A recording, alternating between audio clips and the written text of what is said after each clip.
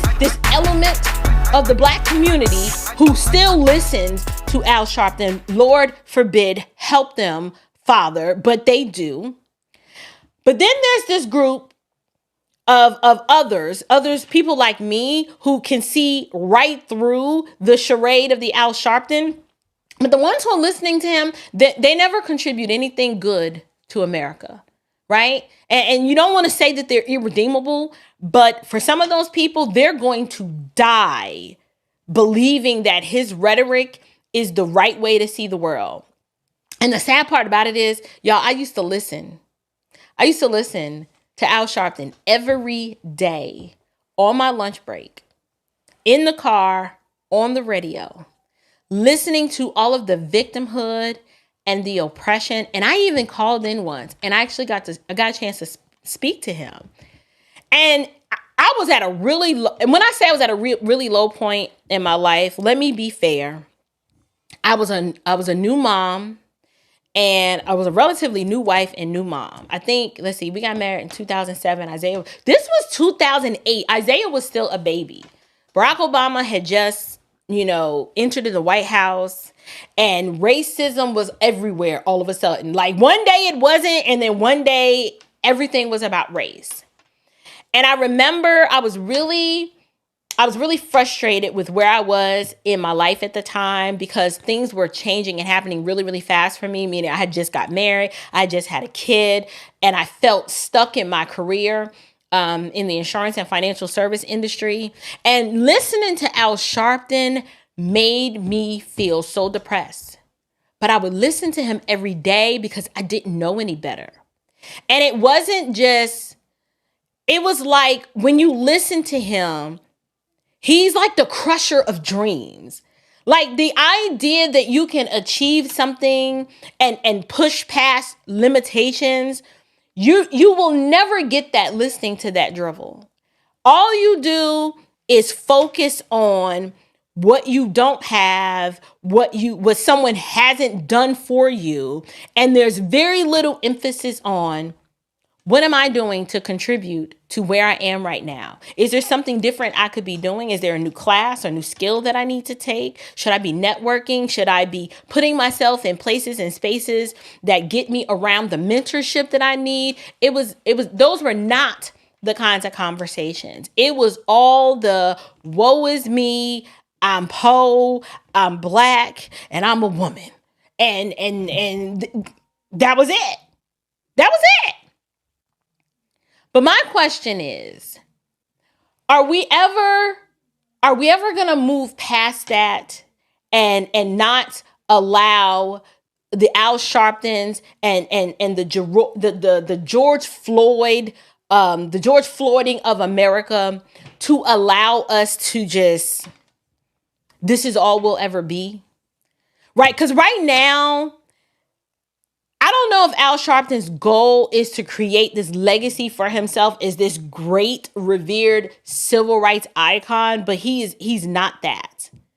But at this point, when I look around at the individuals that are elevated in the Black community, you got your Al Sharptons, and then you got all these thug heroes like George Floyd and Michael Brown, right? Like it's the weak, helpless, I didn't do nothing, but I just succumbed at the hands of the white man because it's just a lot of that. I decided to cover this today because I'm trying to prove a point that DEI does not work, right? We were able to see in the candidate of Kamala Harris the poor outcomes of DEI. We got to see someone like an Al Sharpton who was willing to take money for a 30-minute interview of softball questions, fleecing the Democratic Party to line his pockets. And this is the man that aligns himself with what I am now calling the Diddycrats, right? Ask Al Sharpton if he believes that men can have children and watch him squirm.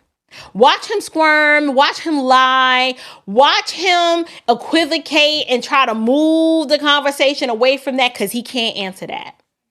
He can't answer that because he has no mind of his own, right? He'll lie and he'll try to talk around it, but he has no integrity.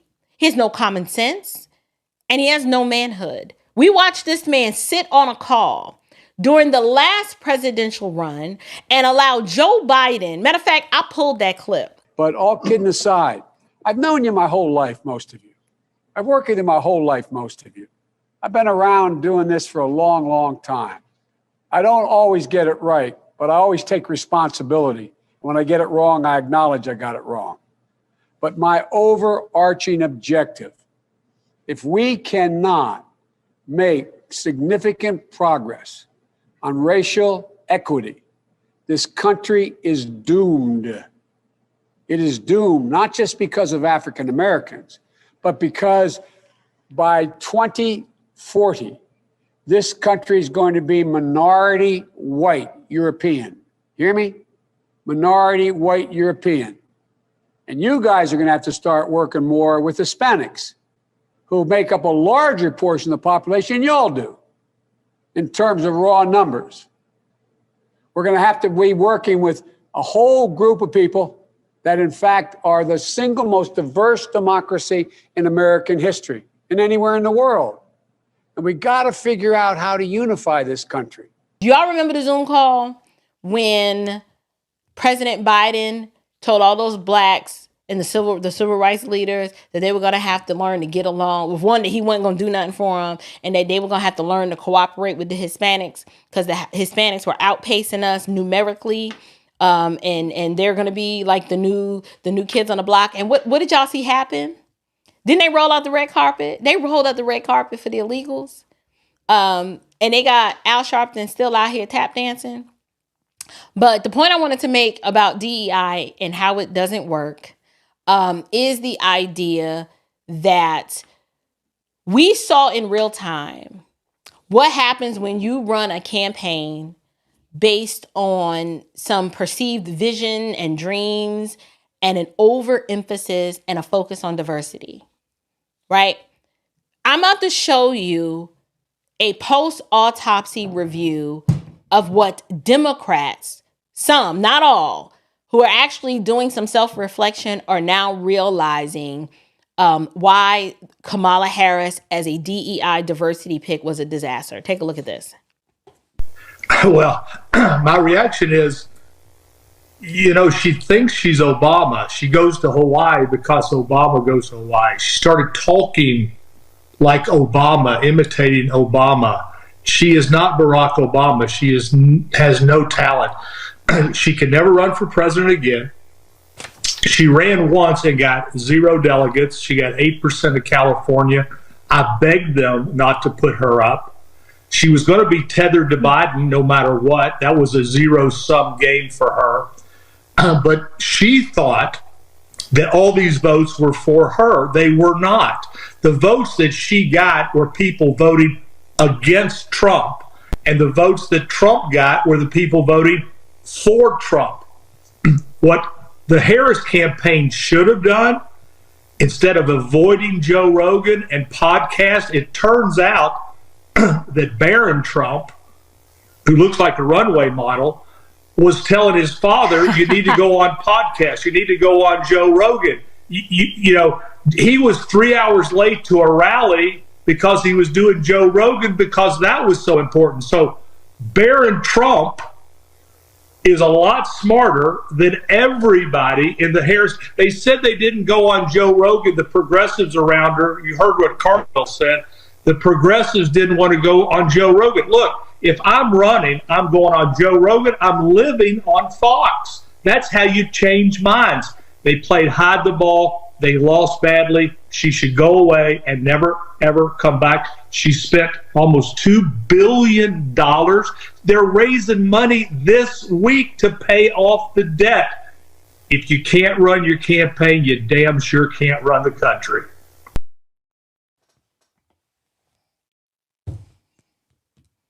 This is what you get with wokeness.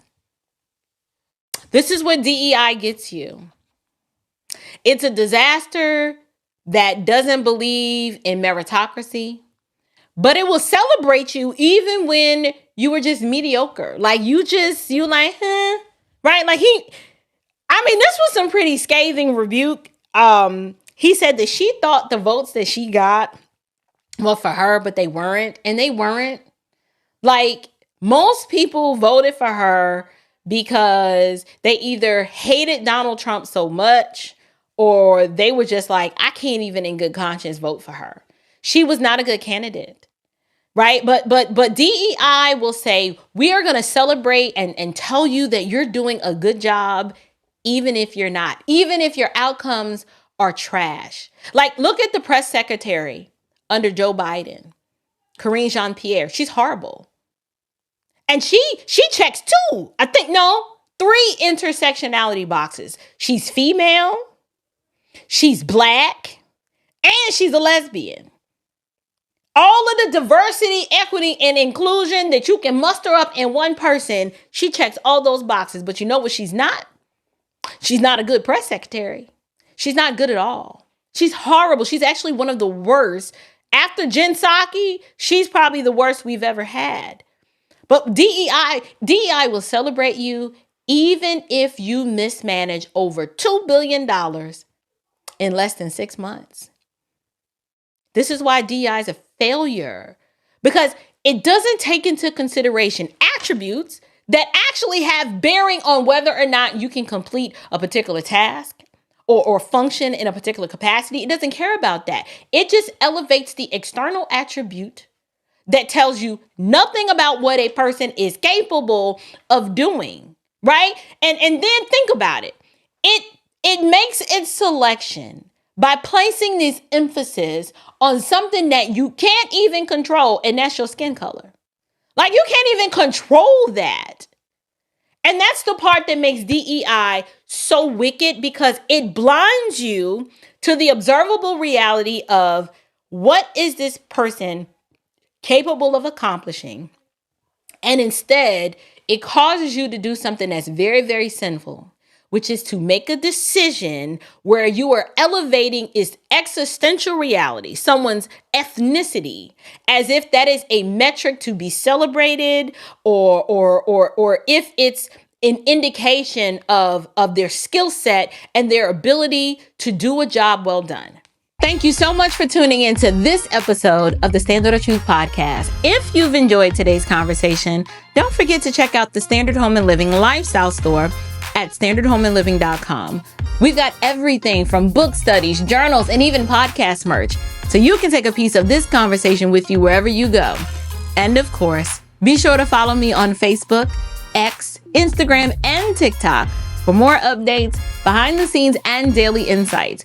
You can also stay connected at thestandardofTruthpodcast.com, where you'll find all the latest news and events, including live events coming to a town near you. Thank you guys so much for joining me today. Until next time, keep standing firm in the truth. Grace and peace.